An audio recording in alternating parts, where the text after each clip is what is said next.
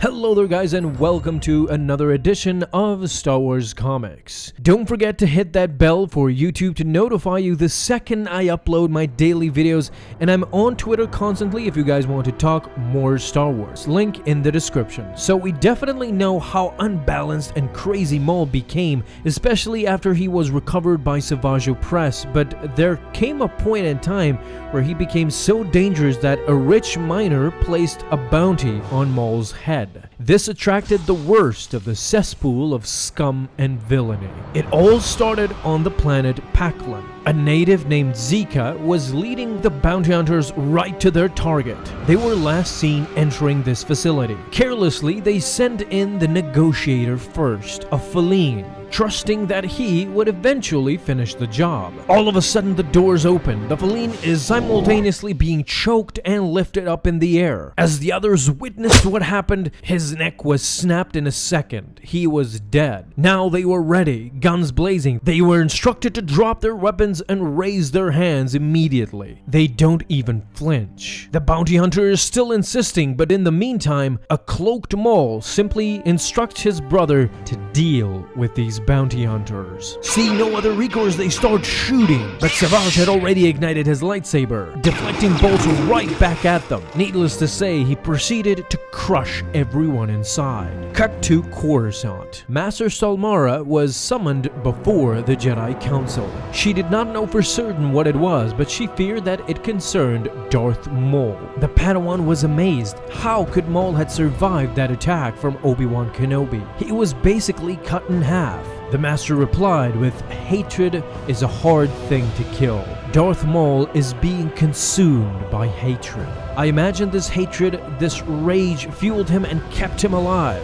And somewhere, somehow, that rage grew. As hard as it is to comprehend, coming back from near death may have made the Sith Lord even stronger and even more dangerous. Now the leader was begging, pleading not to be killed, but Maul still had use of him. He questioned the leader. He said that someone put a price on his head, and it was huge. It was Jaboag. Maul asks, "Who is Jaboag?" The leader is amused. He is shocked that he hasn't heard of Jaboag. Has he been living under a hole? Maul answers yes. We go back to the Jedi Council chambers. They reaffirm who Jaboag is. He is the head of the Rim Commercial Mining, one of the largest mining companies in the galaxy. Master Salmara questions how did he know of Maul's existence, but this is the very thing that the council actually wanted to know. This is precisely why they were sending this Jedi team to investigate, consisting of Master Salmara, her Padawan, and Master Judd.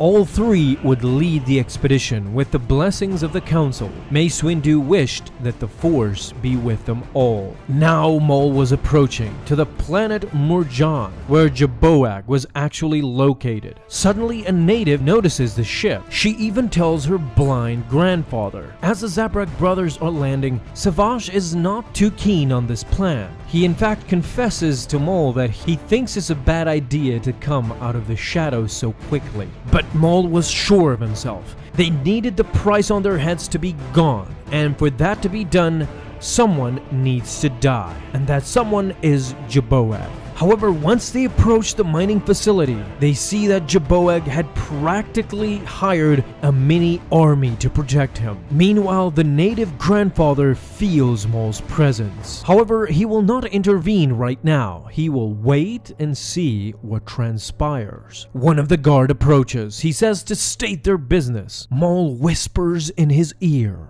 The guard is approaching the entrance. One of them is asking what did they want. The guard was sweating. He was holding a detonator. Suddenly, the entire entrance went up in flames. Everyone was burned down to a crisp. Now they move as Sith. They move in confusion. They move in fear and in chaos. Jaboag is pleased with his mining operation. Credits piling up by the minute. But at that moment, one of the guards informs him that two are attacking the mine. They are making their way towards this chamber as we speak. Jaboag confidently tells him to let their guests in. They both enter in an aggressive manner. Now Jaboag was actually mocking them to their face. This enraged both of the Zabraks. Maul ordered his his brother to kill it. And Savage was going to do just that. He pushed Jaboeg right outside and aiming for the lava. But suddenly Jaboeg stopped midair. It was the Jedi. While Savage had a look of fear in his eyes, Maul, on the other hand, was very pleased. The issue ends right here, my friends. This is the Darth Maul Death Sentence comic series, and as you can see, things really ramp up quickly after the first issue. It is pretty neat to see new Jedi get introduced, and this Jaboeg character, which is simply put one of the richest beings in the galaxy. But as you can see, Maul's lust for revenge was unmatched at times. And what is interesting to see, actually, it's the difference between Savage and Maul.